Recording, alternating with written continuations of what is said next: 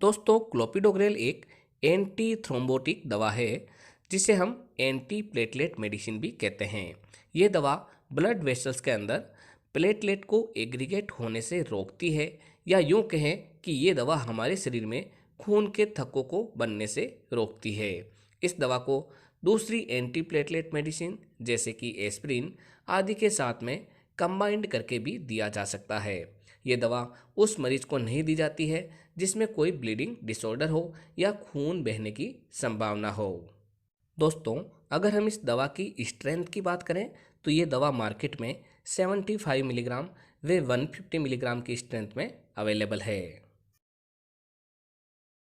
दोस्तों, अगर हम क्लोपिडोग्रेल टेबलेट के पॉपुलर ब्रांड नेम की बात करें तो वो है सिप्ला लिमिटेड का क्लोपिवास टेबलेट, इंटास फार्मास्यूटिकल्स का क्लेविक्स टेबलेट, सनोफी इंडिया लिमिटेड का प्लेविक्स टेबलेट, टोरेंट फार्मास्यूटिकल्स का D plate tablet, lupin limited का क्लोपीटेब टेबलेट और यूएसवी लिमिटेड का क्लोपीग्रेल टेबलेट। दोस्तों, ये दवा आपके एरिया वाइज व डॉक्टर वाइज अलग अलग ब्रांड नेम से मिलेगी। आप इसकी जेनेरिक फॉर्म भी खरीद सकते हैं।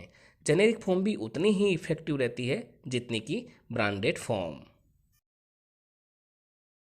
दोस्तों, अब हम बात कर लेते हैं क्लोपिडोग्रेल टेबलेट के प्रमुख यूजेस के बारे में। तो इसका सबसे पहला उपयोग है एक्यूट कोरोनरी सिंड्रोम में। दोस्तों, इस बीमारी में व्यक्ति के हार्ट में अचानक से ब्लड सप्लाई कम हो जाती है या बंद होने लगती है, जिससे मरीज में चेस्ट पेन होने लगता है जो कि आर्म व जबड़ों तक एक साथ फैल जाता है। इसमें मरीज को सांस लेने में दिक्कत आती है तथा अचानक से बहुत सारा पसीना आने लगता है।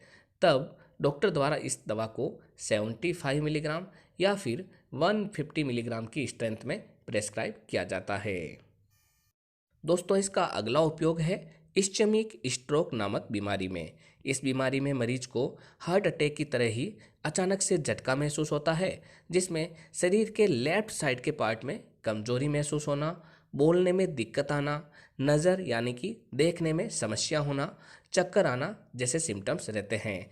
ऐसी स्थिति में भी ये दवा डॉक्टर द्वारा प्रेस्क्राइब की जाती है।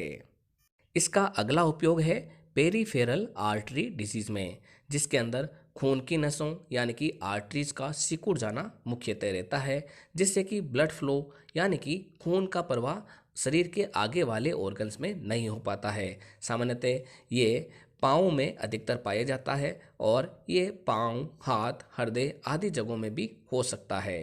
दोस्तों, जब भी ऐसी समस्या आती है तो पर्टिकुलर जगह पर दर्द रहता है। इस कंडीशन में भी डॉक्टर द्वारा क्लोपिडोग्रेल टेबलेट प्रेस्क्राइब की जाती है। दोस्तों, अगर हम शॉर्ट में बात करें तो ये दवा खून के थक्के के निर्माण को रोकती है, या अगर बन भी गया है तो उसको डिसॉल्व करने में काम आती है। दोस्तों, अब हम बात कर लेते हैं कि ये दवा कब व कैसे लें।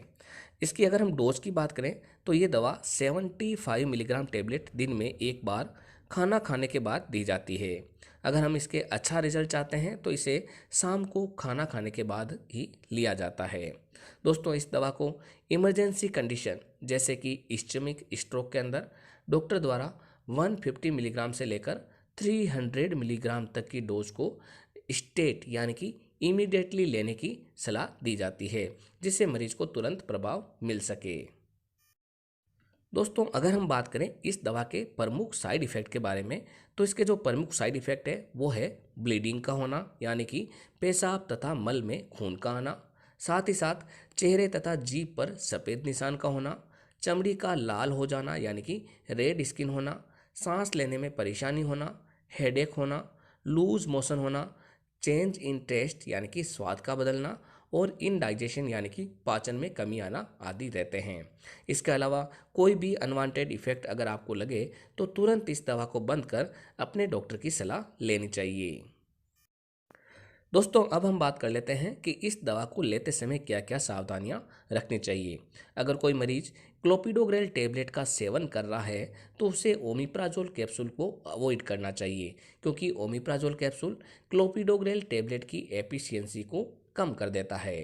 दोस्तों, अगर कोई मरीज इस दवा को रेगुलर ले रहा है तो उसे हर एक 6 महीने बाद में अपना प्लेटलेट काउंट अवश्य चेक करवाना चाहिए, क्योंकि ये प्लेटलेट के एग्रीगेशन को रोक देती है और कई बार प्लेटलेट काउंट को भी कम कर देती है।